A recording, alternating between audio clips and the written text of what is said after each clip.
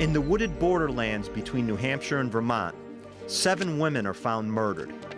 Most have been viciously stabbed, some almost 30 times. From the late 70s through to the 1980s, the Connecticut River Valley community was shaken by these grisly crimes.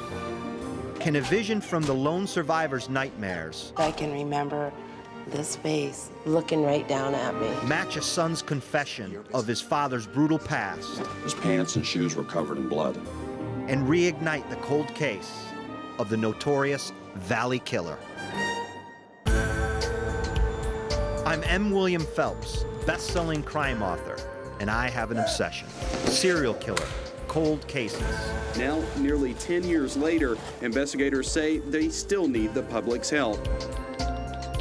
For me, it's personal. My sister-in-law was murdered, and her killer has never been caught. These killers are still out there. Their victims deserve justice, and just one new clue could make all the difference. I don't have a badge, but I do have something the cops don't have. Someone who understands the dark mind of a murderer. Boy, I'm telling you, nobody can hear her scream. Because he is one.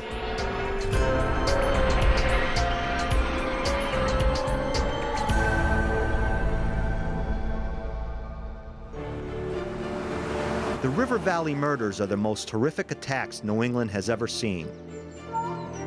So far, they know of 7 female victims, aged 17 to 38, mostly abducted from the roadside, brutally stabbed, and then dumped in wooded areas. Police have no active suspects for these crimes. That's why I'm taking up the hunt, armed with a secret weapon, an incarcerated serial killer who gives his take on cold cases. His code name is 13. Can he help me find the Valley Killer before he kills again?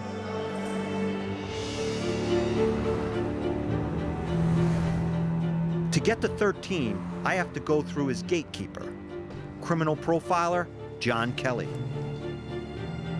For over 20 years, Kelly has helped law enforcement nationwide hunt down fugitive serial killers and bring them to justice. In 1997, he was part of the elite task force that caught the Green River Killer, Gary Ridgway, America's most prolific serial killer.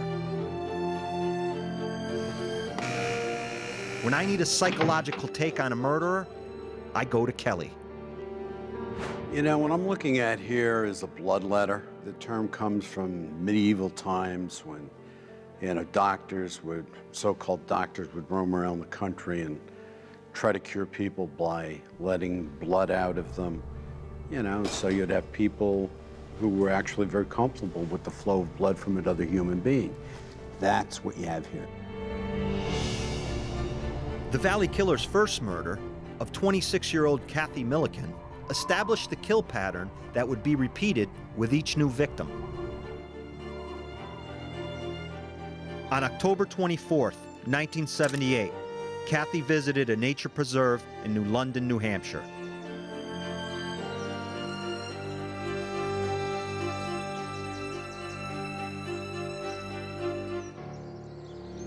Someone stalked her.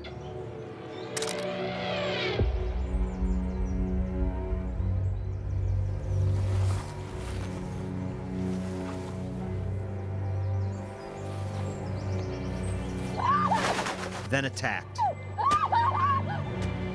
stabbing her more than 20 times, and left her for dead. An autopsy revealed the style of murder that would become the killer's trademark. Excessive, frenzied stabbing, but no evidence of sexual assault. According to Kelly, that's unusual. He says most serial killings have a sexual element. I want to know, could an obsession with stabbing be the Valley Killer's signature, his psychological calling card? The signature is actually part of the crime that's based in the killer's psyche. It's part of the killer's fantasy. I think we should talk to 13 about this. Kelly's relationship with 13 started in 2001. It wasn't the first time he had called on a serial killer. In 1993, he interviewed John Wayne Gacy on death row before he was executed for the rape and murder of 33 teenage boys.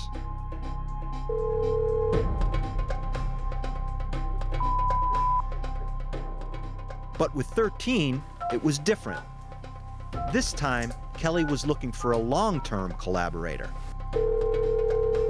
Someone who could help him build profiles of active cases and put more serial killers behind bars before they kill again.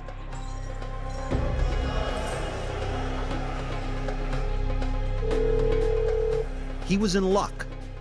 13 says he wants to make amends, and with back-to-back life sentences, he has nothing to lose. I can't tell you how many people he killed or what he did to them, because I'm not allowed to know myself. All I know is 13 has insight that Kelly and I, and even the best detectives on Earth, don't have. First-hand experience of murder. Okay, John. Why do you think he uses the knife? I mean, this guy's, could use other weapons. This guy is fixated on a knife. A knife is quiet. A knife is personal. Knife is personal. Why do you think he stabbed these women so many times, multiple times overkill? That could be what really excites him. The feeling the knife drive into the body. It's like no other sensation, no other feeling. Or the reason he stabs his victims is the act of penetration itself. Do you think he had sexual problems himself in any way? Oh, absolutely. What do you mean by that? He probably found it very hard to be around women.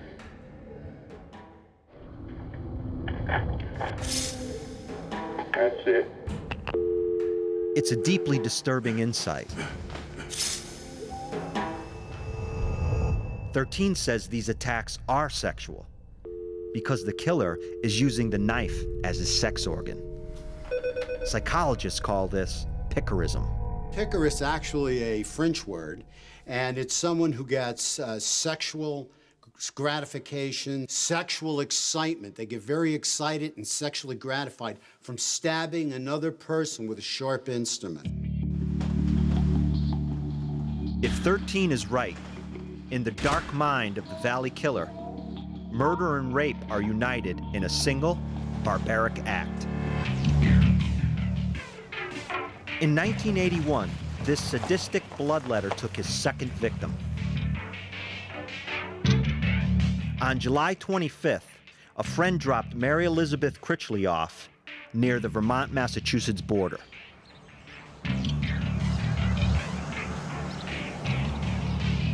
The 37-year-old college student was on her way back to Waterbury, Vermont. Her friend was the last one to see her alive. 2 weeks later, her body was found in the woods of New Hampshire, 80 miles from where she was last seen. Over the next 6 years, 5 more women were brutally stabbed to death, mostly snatched from public places.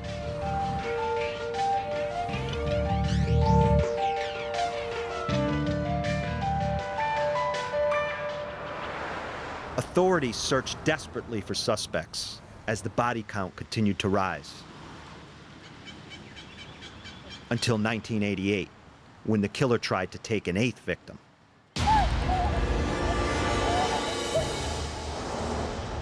But failed. I'm about to meet the one woman on Earth who came face to face with the Valley Killer and lived. At the time of the attack, Jane Borowski was just 22 years old and 7 months pregnant. I was a trusting person. It's a small town. I thought I was safe. Jane's nightmare starts in August 1988, in this parking lot in Swansea, New Hampshire. She's on her way home from the county fair when she stops to buy a soda. It's midnight when a Jeep Wagoneer pulls into the parking spot beside her. I didn't notice him getting out of his vehicle, but I noticed him walking around the back of my car. Hey. And next thing I know, he was trying to pull me out of my car. I was so scared, I didn't know what he was gonna do. And I just started fighting. I screamed and yelled so loud that it popped all the blood vessels in my eyes. And he ended up taking a knife out of his back pocket and said to me, maybe this will persuade you to get out of the car. Jane gets out of her car, but then her attacker starts to walk away. Pumped with fear and adrenaline, Jane makes a big mistake. So I turned around and I said, hey, it's all. And then, Well, after saying the words that I regret for the rest of my life, he turned around and came back to me. From right behind me, he tackled me down like a football player. He was kneeling beside me and he just stabbed, just continued to stab. I got a lot of knife wounds on my hands, you know, defensive wounds, and he just continued to stab. I mean, you're protecting your child. I was trying to protect my baby. Right.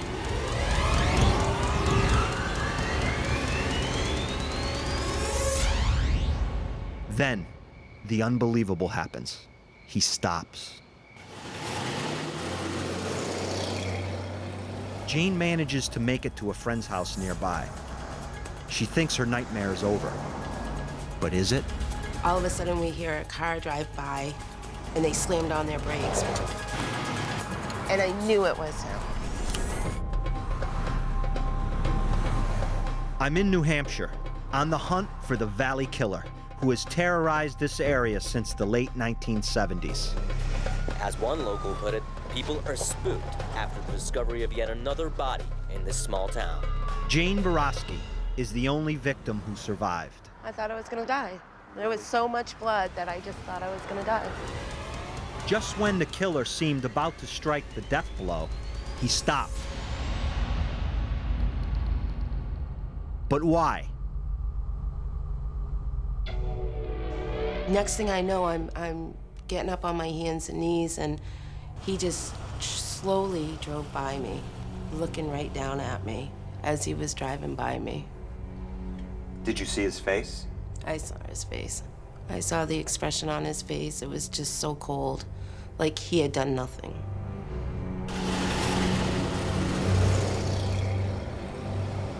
What do you do next? I somehow got up and stumbled to my car and had a little bit of a hard time opening my door because he had cut the tendons in my hands. But I finally got in my car and started driving away up the road. As Jane escapes, she realizes something terrifying. As I was driving up the road, before I knew it, was behind him. She's tailing her attacker. I was so scared that he would see where I was gonna go. She pulls into a friend's house. All of a sudden, we hear a car drive by, and they slammed on their brakes. We heard the squealing of the tires. It stopped, and then it took off again. Who was that? I believe it was my attacker. Tell me what you did after he left. At that point, I was bleeding so much that I was starting to lose consciousness. When the police officer got there, I just kept telling him, I'm gonna die, I'm gonna die, I'm not gonna live. Why didn't the killer finish Jane off? Maybe he thought he had.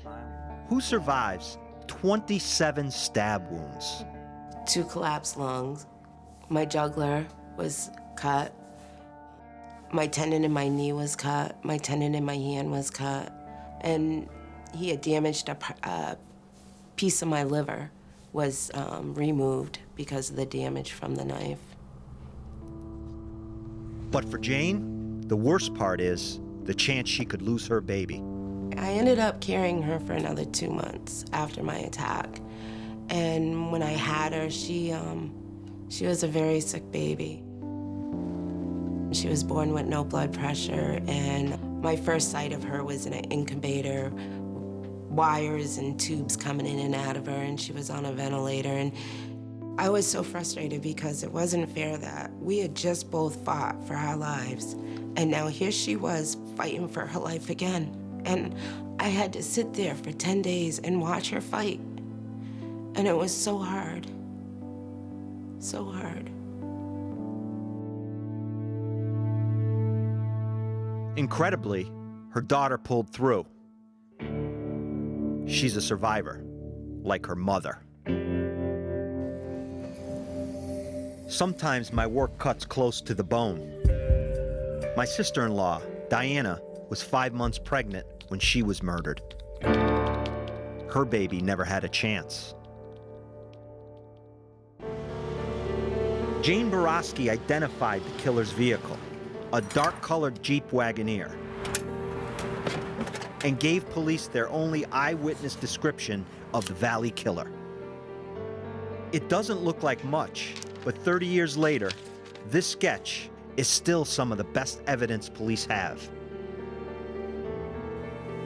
Someone out there must recognize this face. I just have to find them. The police who worked these murders back in the day have moved on. But in the woods outside Newport, New Hampshire, where some of the victims' bodies were found, I'm meeting the cop who inherited the case 3 years ago, Detective Sergeant Stephen Rowland. He says women around here don't expect bad things to happen. That's what makes them so vulnerable to a predator like the Valley Killer. New Hampshire's a very safe state. It's probably one of the safer states in this country. And people that live here are very trusting. It's not uncommon for hitchhikers to get picked up by total strangers, and you know, they'll get to their destination safely, you know, where you wouldn't even think about doing that maybe somewhere else. What is the status of this case as we stand here today? Well, all these cases can remain open and they're under investigation. They are unsolved homicides. We've had approximately about 100 unsolved homicides in the state of New Hampshire that go back into the early 60s. We have developed a cold case unit. 2 investigators are assigned to that particular unit. However, I haven't received any information on this case as far as any possible leads or any further information within probably the last year. That's when it becomes a concern, because until you find him, they will continue to kill women. So, I mean, if I find out anything and I have some information, I could bring that to you then? Absolutely, and I continue to look into leads. I will continue to look at any information that people may call into the cold case unit will be forwarded to me. There's no statute of limitations on the crime of homicide or murder, and they will remain open until we can find a conclusion or an individual that we can link or arrest for these crimes. It's clear to me from talking to Detective Rowland that police need all the help they can get with these cases. They need new witnesses to come forward. But before I can find one, he finds me first. I'm William Phelps. This secret informant says he recognizes the man in Jane Borowski's composite sketch. Could this be the break investigators have been waiting for? Well, there's a lot of suspicion from the family, and if he's guilty, then we'll know who he is. Everyone will know. I'm reinvestigating one of New England's most notorious cold cases, the River Valley killings. Part of the fascination I have with serial killers, I think, is selfish. It's personal.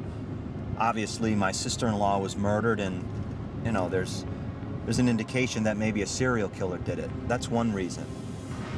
I think the other reason, too, is that, you know, people ask me all the time, why do people kill? Everybody wants to know the why. You know, and I want to know why someone kills multiple times and why they're how do you become addicted to killing people? You know, I want to know what goes on inside that guy's mind. That's very important to me. In my quest for understanding, my chief consultant is criminal profiler John Kelly, who sees a clue in survivor Jane Borowski's description of the killer's vehicle. Now, when you talk about a Jeep Wagoneer, back in that day, that was not a cheap car. Right. We're talking about somebody that's probably middle class. Middle class is going to be part of the profile. That's a big leap for me. That's a huge leap, Kelly. This type of serial killer for me is someone who is almost destitute. I mean, and you're telling me he's middle class all of a sudden. How many destitute people do you know are driving around in a Jeep Wagoneer? How many destitute people do you know that can cover this kind of ground? And his vehicle is very important to him. This predator that we're after here, okay, is a predator that's looking for a victim of opportunity. And in order to find a victim of opportunity, he has to troll. He has to troll the whole area. Right. So this is why we see victims spread out between years, not months, right? Right. So that becomes important. Right. He's very patient. He's very methodical. Information like this helps create a portrait of the murderer. But it's not the only reason I'm here. I value Kelly's help above all others. Because when it comes to getting inside the mind of a killer, Kelly has something no one else has. A direct line to an incarcerated multiple murderer who he calls 13. Here's a killer, a psychopath, who I need to converse with to achieve the goal of taking another psychopath off the street. Please wait. Okay, John. This Valley killer guy, do you want to tell me who you think he is? I would say he's well-dressed, good-looking, confident, above average. From what I understand, he engages in high-risk areas where he abducts these women. Well, he's got to be very confident. And abduction seems to really excite him.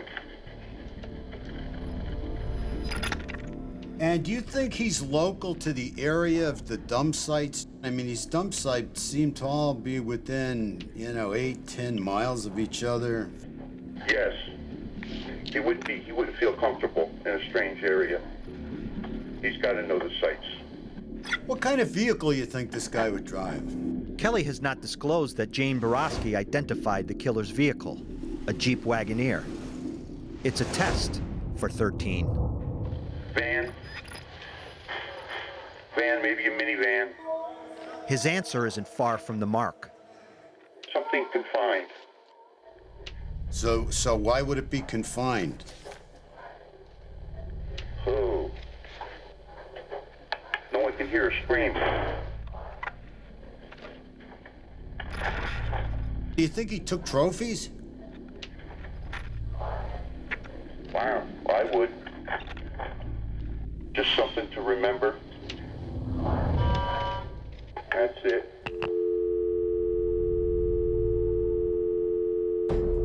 A lot of serial killers take trophies from their victims.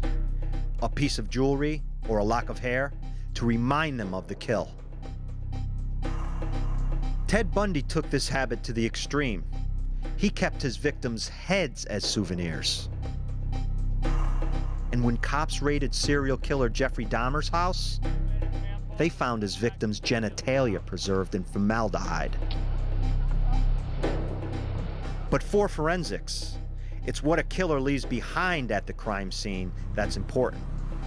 Physical evidence puts murderers behind bars.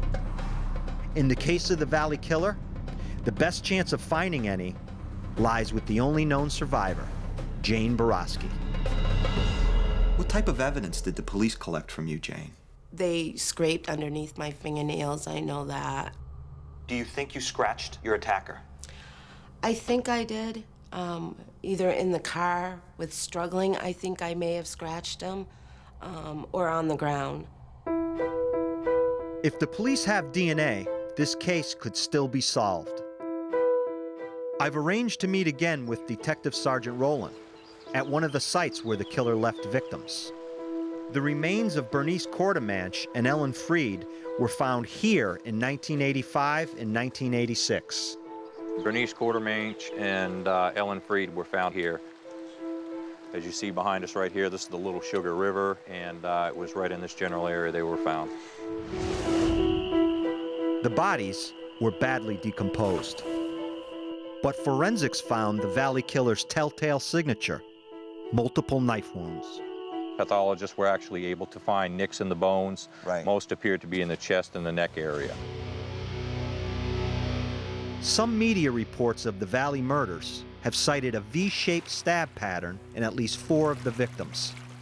So I hear these rumblings about some V-shaped pattern the killer might be killing these women with, stabbing them in that way. Can you tell me anything about that? I didn't see anything in the autopsy reports that indicate any kind of patterns or anything. There were specific areas, though, of the body that seemed to be attacked in all these cases, that being the chest and the neck area. Chances are they weren't killed in this particular location. They were killed in another location. Their bodies were brought here and dumped. I mean, what makes you say that they weren't killed in this particular location? The bodies just appeared to have been dumped in this particular area, no signs of a struggle, and the lack of actual physical evidence to indicate that the murder occurred here. No DNA evidence of the killer has ever been found on the victims' bodies or at the crime scenes. The only hope is Jane Borowski. So there is DNA then, some DNA available in the case to compare to if you had someone to compare it to. Well, I don't really want to elaborate on the physical evidence that we have at this point. Gotcha. Because they are open investigations. Gotcha. But I can tell you that the physical evidence that we do have, we continue to look at with our lab personnel. Police have to walk a fine line. They need the public to come forward with new information on cold cases, but they can't reveal all the details of their investigation. As an investigative journalist, I know how that goes, and I'm used to finding my own paths to get to the truth. The families of victims tell me things they won't tell police, because they recognize I understand their pain. In 1996, my niece lost her mother to an unknown murderer. Just like Carrie Washburn, daughter of the Valley Killer's 5th victim. My mother was the life of the party. She loved life. When people were having a bad day, she cheered them up. On July 10th, 1985, 10-year-old Carrie Washburn waved goodbye to her mother, Eva Morse. The day that my mother left for work, she dropped me off at my aunt's. I really felt like something bad was going to happen, and I begged her not to go. Eva Morse hitched a ride to work in Claremont, New Hampshire. She accepted a lift from a woman who dropped her off near a local animal hospital. Then, Eva disappeared. I realized that my mom wasn't coming home, or something was really wrong when I woke up and I didn't hear her voice. For 9 months, Carrie waited. Every time somebody knocked on a door, I ran to answer it. Every time the phone rang, I ran to answer it. I hoped that my mom would walk through the door, like she always had.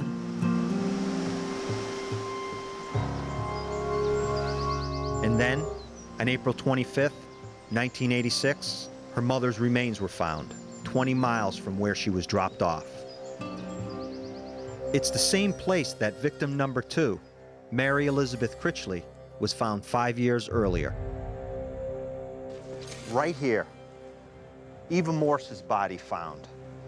And just up over the ridge, 500 feet away, Mary Elizabeth Critchley. 2 bodies. What kind of killer has multiple sites to dump bodies, 10 miles apart? And are his victims killed where they're dumped or murdered elsewhere? So he has the body, and he plumps her down, and does he kill her here? No, she's dead already. Maybe not, I don't know. Now, how the hell did he get her up here? She had to be dead, or she had to be hog-tied or something. I mean, look at this terrain. One thing I can say for sure is that the killer knows these woods. I can almost hear John Kelly read it out loud. Criminal Profiling 101. When a serial killer has a body, that is when they are most vulnerable. That is when they are most fearful. So what are they looking for? They're looking for safety. Safety. This killer felt safe in at least 3 different woodlands within a 50-mile radius. Then, after 7 victims, he stopped. Or did he? She hesitated for a moment and then whispered into the phone, "Murders." The body was discovered near what's called the Cat Hole Road. Authorities say a local who was fishing discovered the remains. When a serial killer is on the loose, authorities throw their all into the hunt because a psychopath won't stop killing until he's caught. But in 1988, after 7 murders, the Valley Killer broke the rule. I want to know why, so I've asked Kelly to call 13 again. Why do you think he stopped killing? All of a sudden, for 10 years, this guy's killing, then all of a sudden, 1988, boom, stops. He moved. He's either in a different area. He could be arrested on a lesser charge or something. You're saying he could be in jail, too. Yeah, he could be in jail. That's it. That's it, all right. 13 has reminded me of another killer I researched before. He's incarcerated now, and he matches the Valley Killer profile. My contact in that case is a woman in southeast Massachusetts, Bonnie Kiernan. The killer I'm talking about is now in jail for the murder of Bonnie's sister, Crystal Morrison. her expressions never changed through school. Bonnie's story goes like this. She and her sister, Crystal, didn't speak for 18 years. Until one night in February 2008, the phone rang. You know, I sat up in bed when she said it was Crystal. You don't hear from your sister in 18 years, you can sit straight up, you know? No. Crystal told Bonnie she was calling from her boyfriend's house in Florida. She sounded nervous. Was she worried about being overheard? Then, suddenly, Bonnie's pet bird started a ruckus. The bird started flipping out, and she said, "Who was that?" I said, "That's not a who, it's a what." I said, "It's my stupid bird, Molly." And then she just went, "Oh." And that's when I said to her, "What's going on down there?" And she hesitated for a moment, and then whispered into the phone, "Murders." In the very next sentence, when she said, "What's your bird's name?" I had just told her Molly. "Yes." I waited, it was like 10 seconds, and I went, "Oh my God. Missing Molly Bish." In 2000, 16-year-old Molly Bish was abducted from a swimming pond in Warren, Massachusetts, just south of the Valley Killer's known hunting ground. In 2003, her decomposed remains were found in some nearby woods, but police found no evidence to identify her killer. In 2008, after talking to her sister, Bonnie went to police with the tip. Was her sister's boyfriend Molly Bish's killer? She was terrified for Crystal's life, but she was too late. 4 days later, I get a knock at the door, and it was 4 cops. And so they sat me down, and they told me that my sister was a victim of a homicide. My sister was stabbed over 39 times. They stopped counting at 39. For me, this is where the profile starts to line up with the Valley Killer. The excessive stabbing matches his style of murder. Plus, Crystal and her boyfriend used to live in the area where the Valley Killer hunted before they moved to Florida. Were Molly Bish and Crystal the Valley Killer's 8th and 9th victims? It's an angle investigators have never pursued. Crystal's boyfriend was never convicted of Molly Bish's murder, but he is now serving 25 years in a Florida prison for Crystal's murder. Maybe 13's right, and the Valley Killer is already behind bars.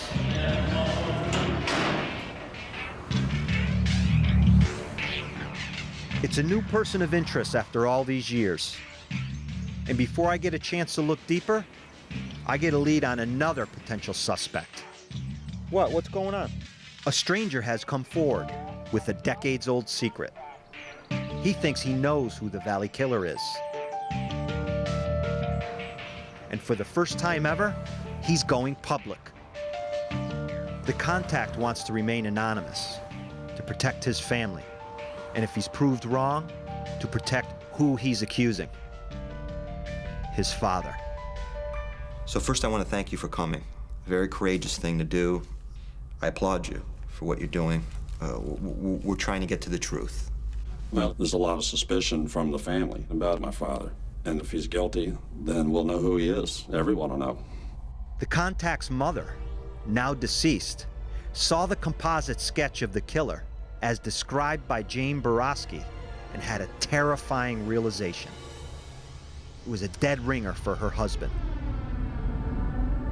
She told this story. One night he came home drunk. He came in the house with no shirt on, but his pants and shoes were covered in blood. You're covered. And she never asked him any questions about it. She was in mortal fear.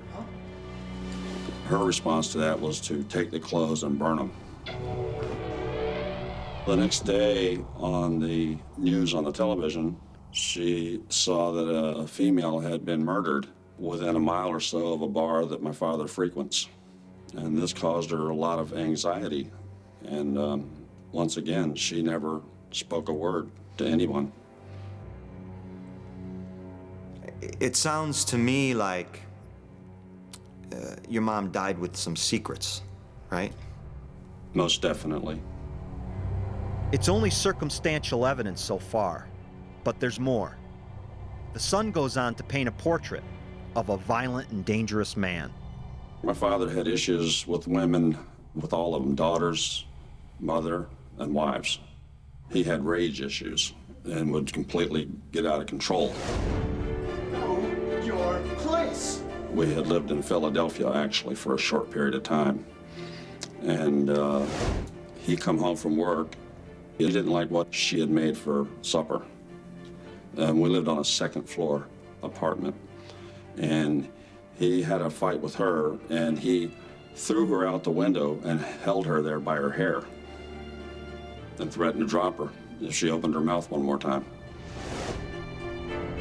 But for my contact's mother, some stories were just too painful to tell. She said that he was a deviant, and that's kind of where she left it with me. A sexual deviant. A sexual deviant. And she just left it there. I never asked her. Some of these things was too difficult for her to talk about. From Philadelphia, The family moved to a farm in Massachusetts where they bred their own livestock. He butchered the pigs and chickens on a regular basis. And I mean, did he do it the way that you're supposed to do it, humanely, or did he have his own little way of doing things? Did he use a knife? When he killed the pigs, he would lure them over to a food trough, and when they would lean over to start eating, he would just hit them between the eyes with a hatchet. Between the eyes? Yeah, he would stick them between the eyes, and they would run around with a hatchet stuck in their head.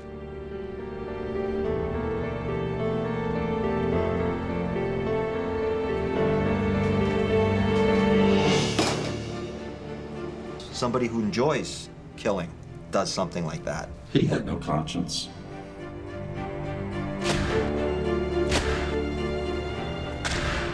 And then this.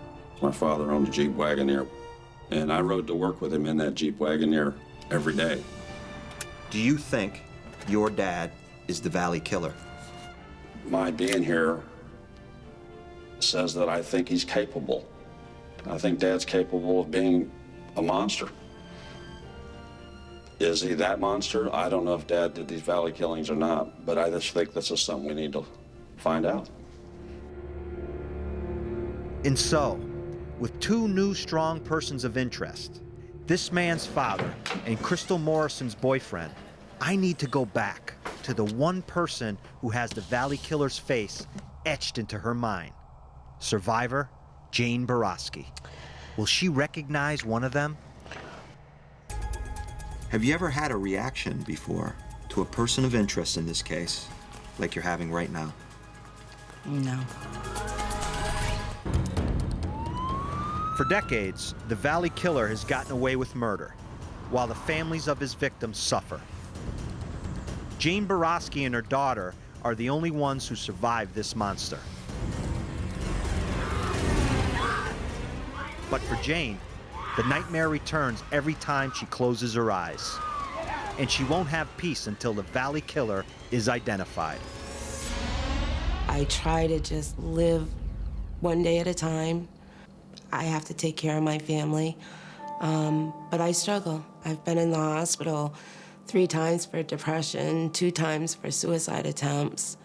My attacker has been a part of my life for 22 years. Even though I don't see him, I don't know who he is, maybe if he's caught, I can let that go. I want to help Jane heal and move on. So I'm going to show her photographs of the 2 new persons of interest I've developed. Hi. Will her nightmares finally end? This is difficult stuff, I understand. But I have some new information I want to share with you. I have some photos. I'd like to show them to you to get your reaction. First, I show her the convicted murderer of Crystal Morrison, serving 25 years in a Florida prison. I can't reveal his identity on screen because he hasn't been charged with the Valley murders.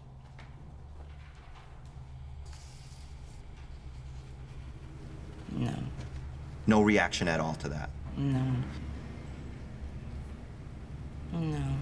No, huh? I don't see anything. I was once told that as soon as I saw a photo of him, I would know it. And I'm showing you a photo, and... No.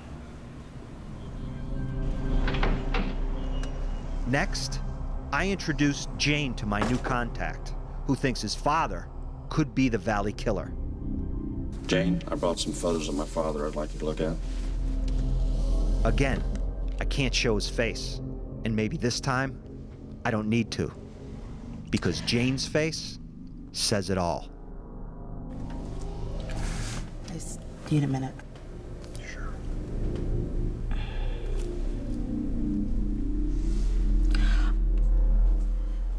The hairs on my arms are raised.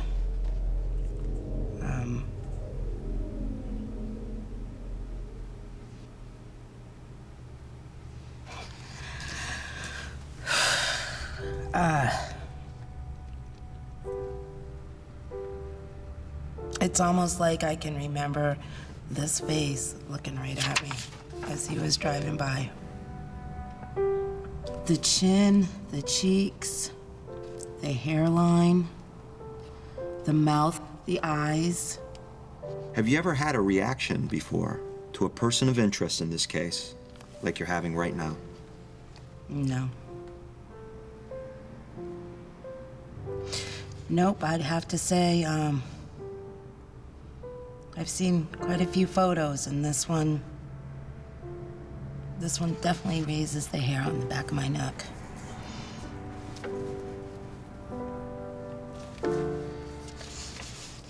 Jane's reaction is chilling. Okay. She sees something that we see, myself and my family. When my mother first saw this profile sketch on television, she couldn't believe. That's the father of my kids.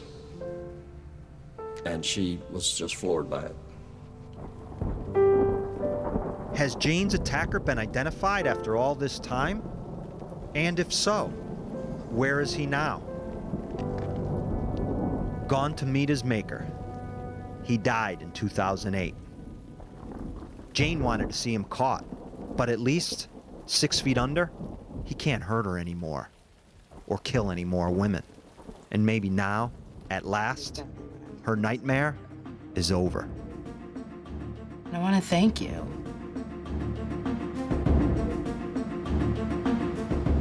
But for the man's son, a visual match is not enough. Is his flesh and blood a murderer? He wants the kind of proof only DNA testing can provide. If I could match my DNA to any DNA they have from any of those cases, my family could get some answers. That's what I want done. The Y chromosome is passed from father to son and is usually identical. So if the police have viable DNA from Jane's attacker, it could be compared against my contact's sample, and he'll get the answer he needs.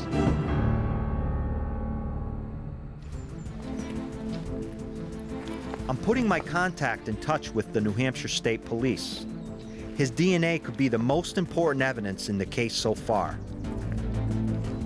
It needs to be handled properly. Detective Rowland.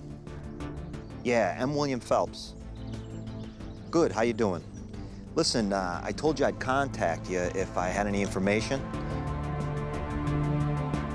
Like me, the victims' families, and the brave man who told me his story, law enforcement continues to strive for answers in this case and to identify the Valley Killer, dead or alive. So what can we learn from all this? It's never too late to come forward. Authorities need your help to catch killers, and the families of victims need answers.